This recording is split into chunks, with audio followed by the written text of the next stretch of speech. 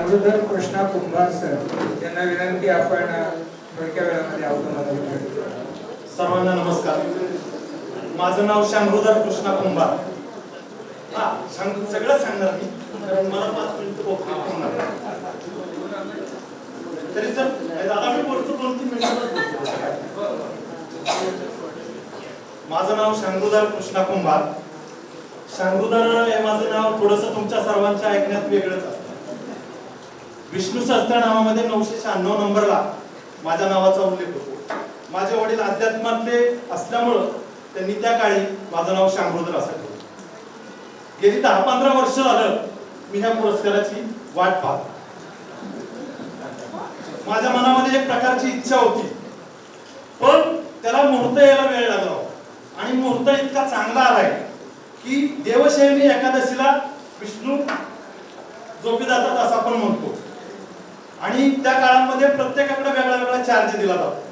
मागच्या महिन्यामध्ये आता गणपती होते, त्या गणपतींच्याकडे 10 दिवस चार्ज होता आणि त्याच्यानंतरचा चार्ज जो होता तो सर्व ह्या माणसांचा होता. अनुसया कसल्या प्रकारच्या असूया नाही, कुणाबद्दल मत्सर नाही, कुणाबद्दल वाईट द्वेष नाही, अशा प्रकारच्या माणसांचा आशीर्वाद मला या आत्ता लाभतोय. मी नारायण नारायण जप करत होतो, ते नारायण कृष्णाजी जगताप यांचाही आशीर्वाद आज मला या ठिकाणी लाभतो. आणि मी काहीतरी शाळेमध्ये करतो, समाजासाठी करतो, समाजात चांगलं काम करतो, माझं काहीतरी गुण आहेत म्हणून त्या ठिकाणी गुणाबाई यांचाही आशीर्वाद मला त्या ठिकाणी लाभतो. आणि माझं सर्व हे सुवर्णक्षण आहे म्हणून सुमनताई हनुमंत जाधव यांनी आशीर्वाद दिलाय. आणि ह्या सर्व गोष्टींचा माझा विजय झाला म्हणून विजय दादांनी माझ्या नावावर शिफारस केली. आणि हे सर्व करत असताना आशीर्वाद द्यायचा, पुरस्कार द्यायचा म्हणून या ठिकाणी दत्त दिगंबर दुर्गाडे सर उपस्थित राहिले. त्या सर्वांना नमन करून मी माझ्या भाषणाला या ठिकाणी आता सुरुवात करतो. काय चाललं होतं प्रस्तावित होतो माझ्या भाषणात, कारण माझ्या मनामध्ये आता इथं बसल्यानंतर जे विचार आले, गेले 10 ते 15 वर्ष मी हा कार्यक्रम दादा अटेंड करत आहे. दादांना मी बऱ्यापैकी ऐकलंय, सरांना तर सारखंच ऐकतो. सरांचं स्पीड इतकं असतं, माझं स्पीड थोडंसं कमी. आणि मला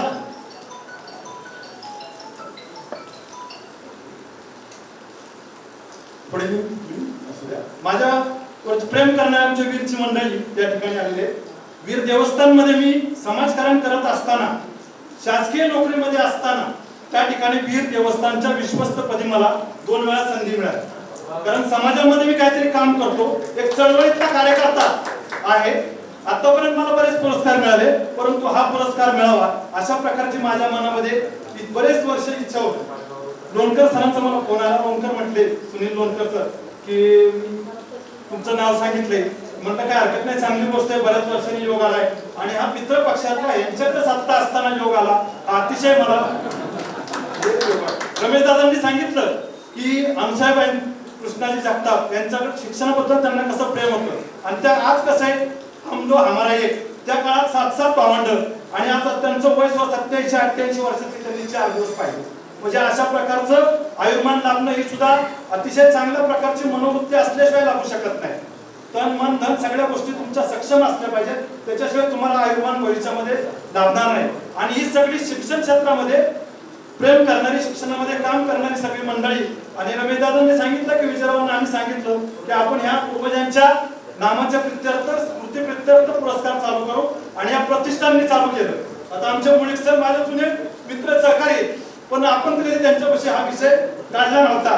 परंतु या सर्वांनी विचार करून या पितृपक्षामध्ये मला लोकांच्या दृष्टीने हा कसा असतो, म्हणजे पूर्वज आपल्या येतात काय चांगल्या गोष्टी चांगला नाही, परंतु मी या ठिकाणी सुवर्णक्षण मानतो. आणि त्यांनी मला पुरस्कारासाठी माझं नाव घेतलं, मला पुरस्कार देणं, त्याबद्दल मी या सर्वांचं प्रथमतः आभार मानतो.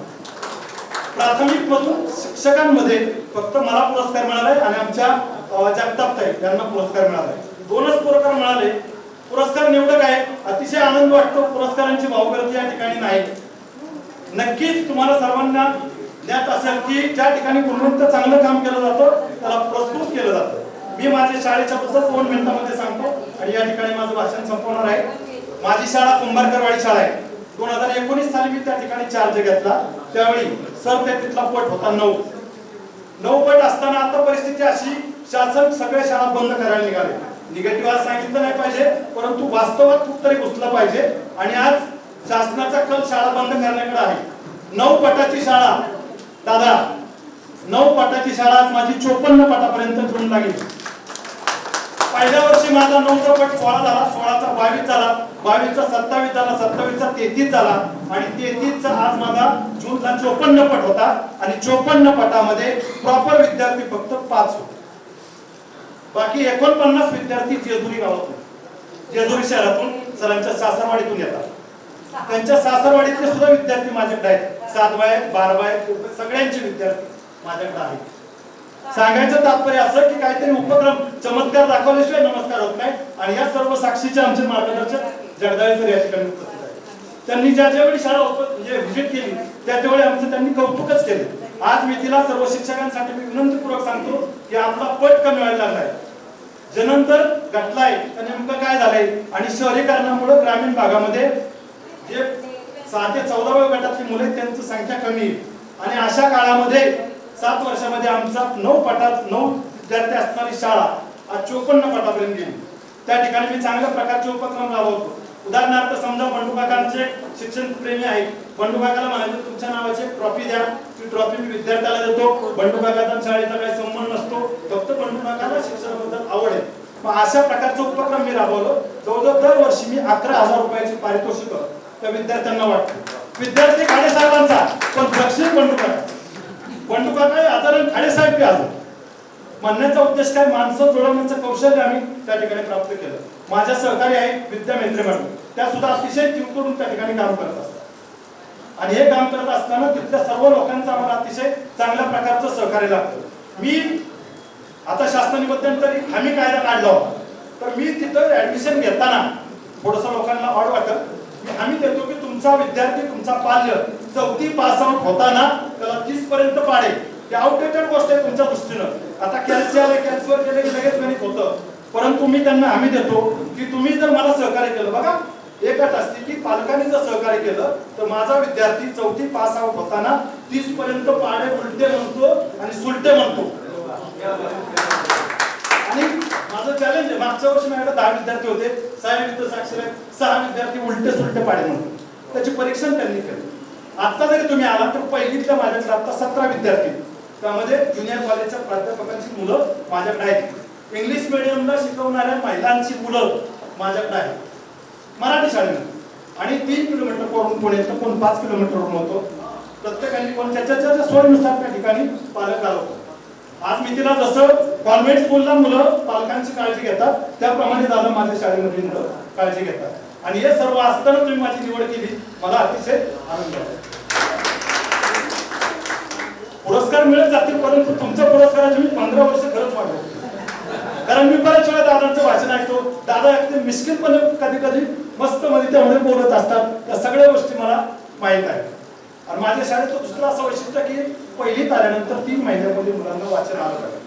शासनाच्या अपेक्षा काय 100 पर्यंत, त्याला वर्षापर्यंत आलं पाहिजे, 20 पर्यंत आलं पाहिजे. परंतु माझ्याकडे पहिलीच्या आता 50% मुलं 17 मधले 100 पर्यंत उलट सुलट म्हणतात, कुणी यावं कधी यावं. मी माझ्या शाळेमध्ये स्पर्धांचा एक उपक्रम घेतलाय. सर त्या ठिकाणी 10 प्रकारच्या मी स्पर्धा घेतो. आणि त्या स्पर्धांचं वैशिष्ट्य असं आहे की पहिलीच्या विद्यार्थ्यांची स्पर्धा 4थीच्या पालकांनी घ्यायची.